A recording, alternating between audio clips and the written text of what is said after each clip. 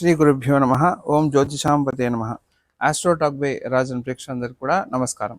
ఈరోజు మనం యంత్రము, మంత్రము, ఇంకా తంత్రము, ఈ మూడింటి గురించి మనం తెలుసుకుందాం. మీ జీవితాన్ని ఈ మంత్రము, యంత్రము, తంత్రం ఎలా మారుస్తుంది అనే విషయం గురించి మనం తెలుసుకుందాం. అసలు ఈ మూడింటి యొక్క పదాల యొక్క విశ్లేషణ అనేది మనం మొదటిగా తెలుసుకోవాలి. మంత్రం అంటే ఏంటంటే మననాథ త్రాయతేతి మంత్ర, కొన్ని అక్షరాలతోని ఒక మంత్రం అనేది మనము తయారు చేసుకుంటుంటాం. ఏ దేవతకి మనం ప్రీతికరంగా మనం చేయాలనుకుంటున్నామో ఆ దేవత యొక్క మంత్రాన్ని మనం తీసుకొని దాన్ని మనం చేస్తూ ఉంటాం. అంటే రిపీటెడ్లీ ఒక జపమాల తీసుకొని మనం చేస్తూ ఉంటాం. సో దీన్ని మంత్రభాగం అంటాం. సో అన్నిట్లో కూడా ఈ మూడు, మంత్రంలోను, తంత్రంలోను, యంత్రంలోను, మూడిట్లోనూ ఒక కామన్ పదం అంటే ఒకటి ఉంటుంది. అదేంటంటే అంటే తరింపజేసేది అని అర్థం. కాబట్టి మంత్రం ద్వారా మనం మంత్రం రిపీటెడ్లీ చేయడం వల్ల అది ఏమవుతుందంటే ఒక శక్తి అనేది వెలువడుతుంది దాంట్లోంచి. దానివల్ల ఆ శక్తితోని మనం ముందరికి వెళ్ళడం అనేది జరుగుతూ ఉంటుంది. అట్లాగే యంత్రం అంటే ఏంటంటే, యంత్రం అనేది మనని వేగాన్ని పెంచేదనమాట.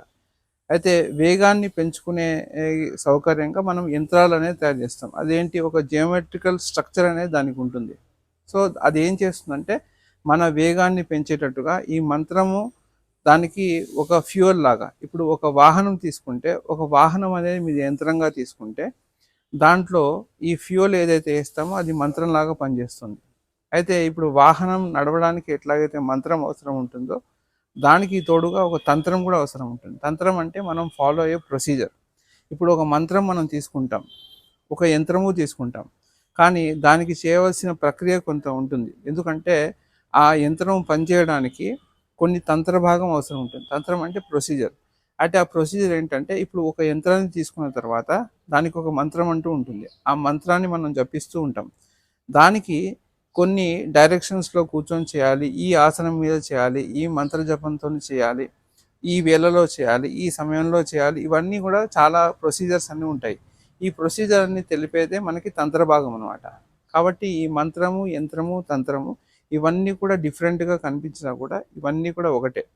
ఇవి మూడు కలిపితేనే మనకి జీవితం అనేది కొంచెం ముందరికి వెళ్ళడానికి అవకాశం ఉంటుంది.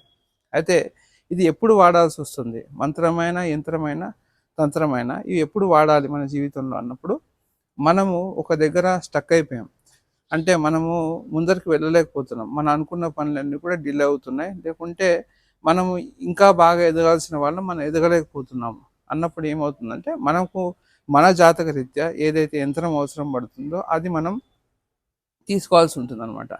అలా ఎవరికైతే ఈ యంత్రం అవసరం ఉంటుందో వాళ్ళు నన్ను సంప్రదించగలరు. ఈ కింద కనిపించే నెంబర్ మీరు కాంటాక్ట్ చేసినట్టయితే మీ జాతకానికి తగ్గట్టుగా మీకు ఏ యంత్రం సూట్ అవుతుందని చెప్పేసి మేమే దానికి పూజలు అవన్నీ కూడా చేసి మీకు అందించడం జరుగుతుంది. ఎవరికైతే అవసరం ఉంటే తప్పకుండా నన్ను సంప్రదించగలరు. నమస్కారం.